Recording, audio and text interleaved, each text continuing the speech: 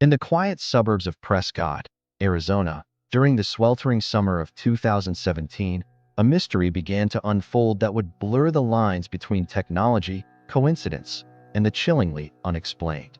It started not with a bang, but with a buzz, a single, insistent vibration from a smartphone resting on a kitchen counter. This phone belonged to 28-year-old hiker and amateur geologist, Liam Kendricks, who had vanished without a trace 2 weeks earlier while exploring the rugged Bradshaw Mountains. For his family, the silence had been agonizing, a void filled only with unanswered questions and the gnawing pain of uncertainty. Then, one Tuesday afternoon, the impossible happened. Liam's phone, which had been powered off and stored in an evidence bag at the Prescott Police Department, suddenly answered a call. The call was initiated by Detective Miles Corbin, a seasoned investigator worn down by years of dead-end cases and false hopes. It was a routine, almost ritualistic, part of his process in missing person investigations. He'd call the missing individual's number periodically, a long shot fueled by the faint possibility that the phone might be turned on, that someone might answer, that a single thread of connection might be re-established in the vast emptiness. He never expected a response. He had called Liam's number dozens of times since taking the case. Each attempt met with the same cold, automated voice delivering the familiar, "The number you have dialed is not in service" message. The phone's battery had been dead for days, a fact confirmed by the forensics team when it was recovered from Liam's empty apartment. But this time was different. Instead of the automated rejection, the line clicked. A connection was made. Corbin froze, his coffee mug hovering halfway to his lips. He checked the screen of his own phone, which confirmed the call was active, the timer beginning its slow, silent count. On the other end, there was no voice, no breathing, no sign of human presence. There was only a faint, rhythmic sound. It was a soft but distinct tapping, a sequence that repeated with an unsettling, almost mechanical precision. Tap, tap, tap, tap, tap, tap. A cold knot tightened in Corbin's stomach. He was listening to a ghost in the machine, a signal from a phone that had no power, no logical reason to be active, let alone answer a call from inside a sealed evidence bag.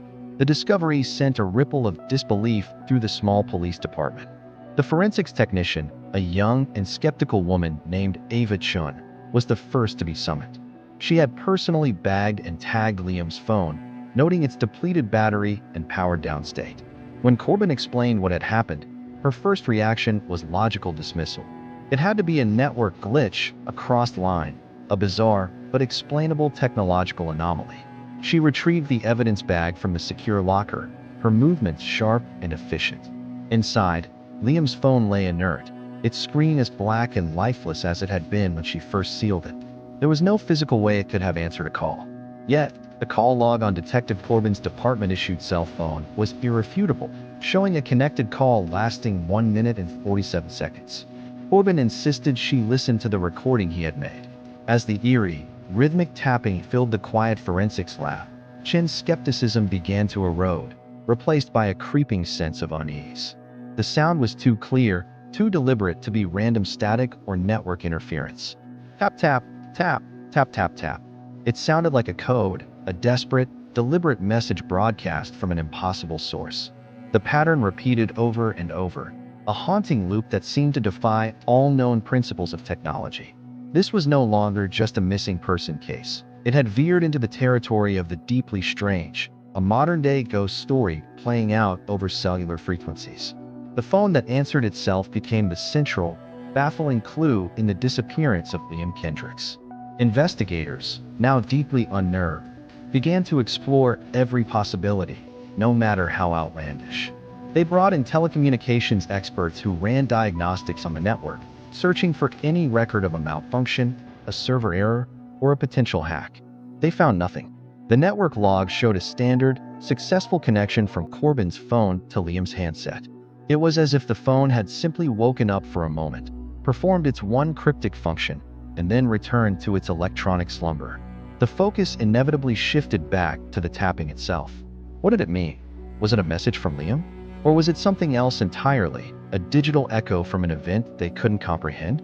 The breakthrough came from an unexpected source: Liam's grieving father, a retired military signals officer. When Corbin played him the recording, Mr. Kendrick's face paled.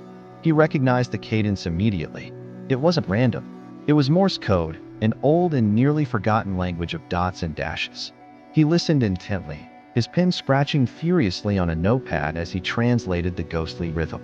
Tap tap represented a dash, a single tap, a dot. The message that emerged was short, fragmented, but electrifying. My deception. Help. The words hung in the air, a chilling plea from beyond the digital void. The mystery had a new direction, one that pointed away from the city and back toward the desolate wilderness Liam loved to explore. The word deception was the key.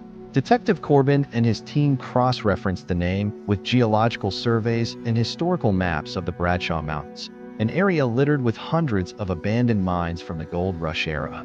Liam, an amateur geologist, would have known these old sites well. After hours of poring over dusty archives, they found it. The Deception Gulch Mine, a long-forgotten shaft abandoned in the early 1900s, notorious for its unstable tunnels and treacherous terrain. It was located in a remote, almost inaccessible canyon, far from any established hiking trails. It was a place a person could disappear into and never be found. The rhythmic tapping, once an electronic anomaly, now sounded like a desperate man banging a rock against a pipe deep within the earth. A search and rescue operation was immediately launched, converging on the coordinates of the old Deception Gulch mine. The entrance was partially collapsed, obscured by a rock slide and overgrown with thorny brush. It was clear no one had been there for decades. The team had to use heavy equipment to clear the entrance, the sense of dread mounting with every rock they moved.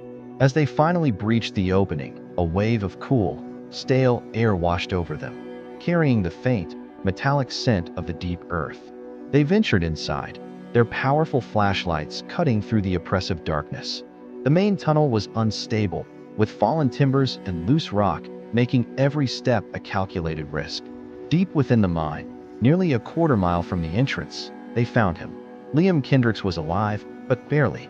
He was emaciated, dehydrated, and suffering from a compound fracture in his leg, the result of a fall that had trapped him in the darkness. Beside him lay a small, metallic rock and a rusty iron water pipe that ran the length of the tunnel. For 2 weeks, he had survived on a trickle of condensation dripping from the pipe and had fought to stay conscious. His only connection to the outside world the desperate, rhythmic tapping he had hammered out against the pipe, hoping against all hope that someone, somewhere, might hear him. He had been tapping out his message in Morse code. Mine. Deception. Help. Over and over again, a prayer sent into the silent rock.